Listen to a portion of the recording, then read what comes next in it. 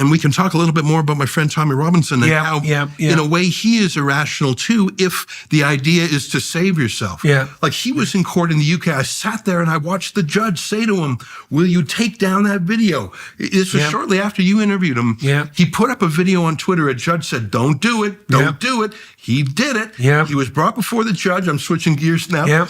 And he was in the dock, and the judge said, I'm going to give you the maximum sentence. The video had been seen 55 million times. Yeah. The judge said, you take it down now, I'm going to lop months. Silenced? That's right. And Tommy wouldn't bend the knee. Yeah. Well, he was out of the country too, and he went back for his trial. He went back. He was I know, in Spain. we talked about that, and well, we discussed the pros and cons of him staying away or going back to face the music. Socrates, when he was sentenced to death by the Athenians, they thought he'd run. Like they told him, we're going to try you 6 months from now. Hint, hint, wink, wink. Yeah. Why don't you get out of town, you troublesome old goat? Yeah. Because otherwise, the axe is going to fall. And he went out and had a little discussion with his conscience, and it said, don't run. Yeah. Well, I visited Tommy in Spain and came back with him on the flight because we thought he would be arrested the minute he landed.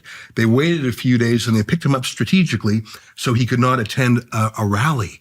Oh, yeah. And let me talk about that moment just for 1 second. Tommy has flaws, but he also has within him a gleaming diamond that is rare. And let me tell you what that is. The video had been seen 55 million times. The judge was saying, if you take it down now, you'll go home to your family months earlier. And I'll confess, I said to Tommy, look, brother, you've had the most watched documentary film ever produced in the UK. That's the biggest win of all time. Take it down and don't be away from your family. Yeah. And I said that to him as a friend. I said, you have the biggest win you can. 55 million views? He said, no. Now it has over 150 million views. And the world is talking about it, including Elon Musk himself, who retweeted it. And see, the law isn't used to dealing with people who are not rationalizing, sort of maximizing the optimal outcome for reducing pain. No, the optimal outcome for reducing immediate pain. Right. That's a big difference, You're right, man. So they thought I was going to take the deal back in 2008 to let this imam have a page in the magazine rather than to fight a six-figure fight for 3 years. Yeah. And with Tommy, they thought he would bend the knee and take that thing down. Instead, he said, no, I'll hold fast. Yeah. And so he's still in the clink. By the way, they have him in solitary confinement. Yeah. They cleared out the whole segregation block. He's the only prisoner in there. He's in his cell 21 hours a day. He's allowed out to have a shower. He's allowed out to ride a stationary bike and to sort of a homemade gym. The rest of the time, he is in isolation. It's been over 100 days. Right now, they've also forbade anyone with a social media following to visit him, which is a weird, what does that mean, a social media following? I just got that letter. 3 people? 1,000 people? Everyone has a social media following. Yeah, right. And by the way, so it means whatever the hell they want. A lot of his friends happen to be in them. I was scheduled to go and visit him on February 16th. Yeah. And I just got a letter from the prison governor saying, we understand you have a social media presence and we're not going to let you in. The trouble with that is these visitors, I'm interested to hear how he's doing. Yeah. Do you know how he's doing? Well, I hear from his family and and he's deteriorating. Well, yeah, no doubt. You cannot it is a form of mental torture. Solitary confinement is how you punish a prisoner who's already in prison. You can punish a psychopath with solitary confinement. That's how punishing it is. You can take the most antisocial person in the world and put him in solitary, and he's social enough so that that's a punishment, right? A serious punishment. But it's now limited. They have him in a maximum security prison too. There are murderers in that prison. Yeah. I visited him once before they brought in this no visitors rule. Yeah. And it was quite something to get through this labyrinth of doors. And I met with him early, and he was in high enough spirits in the first month. Now he's in his 4th month there. Yeah, he's got 5 more? That's right. And he's falling apart. Jesus. Here's the problem with banning visitors. Yeah, he doesn't know what's going on, eh? Not just that. The visitors want to visit for their own sake. I want to talk to him about certain things. I want to report back certain things on his health. But from his point of view, he needs the visitors to stay sane. Yeah, definitely. And he has certain visiting slots. His family cannot fill them all. His family is living a life. His kids are in school. And so I was in court when the judge meted out the sentence. The judge gave him the maximum sentence allowed by law. To be served in solitary, no such thing.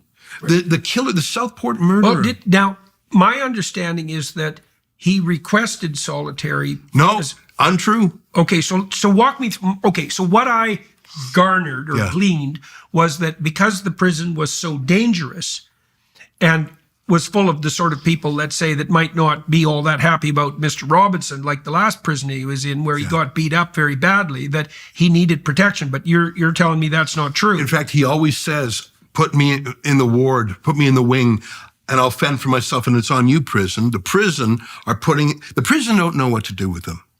Because you're correct to say in the UK, because it's a civil offense, right? That's right. He's a civil prisoner. He didn't even it wasn't a crime what he did. In the United States, you have different kinds of gangs in prison. There's the white gangs, the black gangs, the Latino gangs. You go to a gang for protection. In the UK, by far the dominant gangs are the Muslim gangs. Right. In fact, you convert to join. Uh-huh. And the thing is, Tommy Robinson is a skeptic and a critic of Islam. And anyone who would put a knife into him would be a hero in the community forever. Yeah, right. And so there are some ways to imprison such a man, especially if he's a civil prisoner. It's not a crime that he's in jail for. He put a video up. And let's get back to fact checkers for 1 second. Let me say this.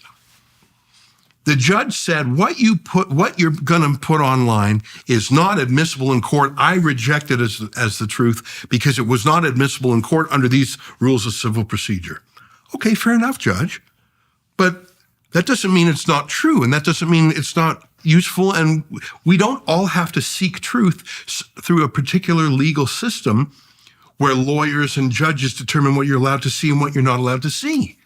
So what's happening is there's a battle between Tommy Robinson and the government of the United Kingdom over what is true. Mm-hmm. And a judge says, in my courtroom, where Tommy did not have a lawyer, where he was sort of doing homemade law, you were not allowed to bring certain evidence into the trial.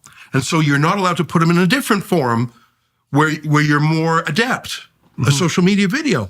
How is that anything other than a brutal fact check? And when Tommy Robinson didn't accept it, solitary confinement, he'll serve 9 months in solitary. I don't know anyone other than Julian Assange who's done that. And there really is a two-tier. Where's the prison? It's called Wood Hill. It's in a town called Milton Keynes. It's about a 90-minute drive from Heathrow Airport. And I'm still hoping to go in. I wrote back to the prison governor just yesterday saying, look, I'll sign an NDA, which is obscene. Right. And this prison governor, who is she to say I can't say what Tommy said and I can't say what I see? But I want to actually put eyes on him. Especially outside the UK. It's just unheard of. Yeah. But I want to put eyes on him. I want to see how he's doing. No, absolutely. And they are delaying and delaying. You know what? They would like him to die in prison. And that would be a mistake. I think so. And what I've learned, my advice to him 3 months ago was take the video down and don't go to jail for so long. Declare victory. But his victory is magnified much more. And so they don't know how to deal with him. I want to tell you one more Tommy story. And I know I talk about him a lot, but I think... I go to the UK. I know you do too. And I think we love it for similar reasons. It's the source of our language and our culture and our history, the source of our freedoms. English common law. You know, I'm in love with the place. Yep, me too. And absolutely. I can't get enough. But it's also, my trips there, I call them a dystopian time machine. When I go to the UK, I see what our future will be 5 years down the road if we don't change course on matters like mass immigration that is not culturally net fit. Zero. Yeah, they're what they call ULEZ, ultra low emission zones, and the cameras. Which means peasants don't get cars. But that's what ULEZ means. It doesn't mean you have cleaner air, folks. It means you can stay in your goddamn house and freeze to death in the dark.